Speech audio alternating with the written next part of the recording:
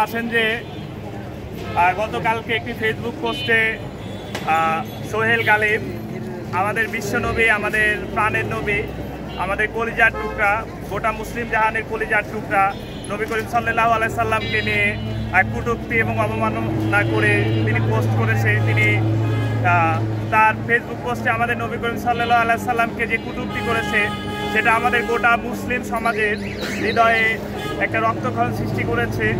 সেই রক্তক্ষরণের জায়গা থেকে, সেই ক্ষোভের জায়গা থেকে আমরা আজকে সরকারি শহীদ সোহরাওয়ার্দী কলেজে সাধারণ শিক্ষার্থীদের পক্ষ থেকে একটি প্রতিবাদ ও বিক্ষোভ কর্মসূচির আয়োজন করেছি, যার মাধ্যমে আমরা গোটা দেশবাসী এবং মুসলিম জাতির কাছে বলতে চাই যেন বাংলার জমিনে এ ধরনের মুনাফিকের যেন আর কোনো ঠাঁই না হয়, তার যেন ওপেনে যেন জনসম্মুখে ফাঁসি কার্যকর করা হয়, যেন বাংলার জমিনে পরবর্তীতে আমাদের প্রিয় নবী করিম সাল্লাল্লাহু আলাইহি সাল্লামকে নিয়ে যেন এ ধরনের কটূক্তি করার সাহস যেন পরবর্তীতে কেউ না দেখাইতে পারে।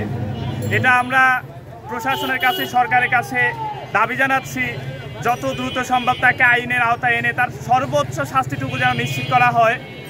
এই বলে আমি আমার সংক্ষিপ্ত বক্তব্য শেষ করছি। ধন্যবাদ।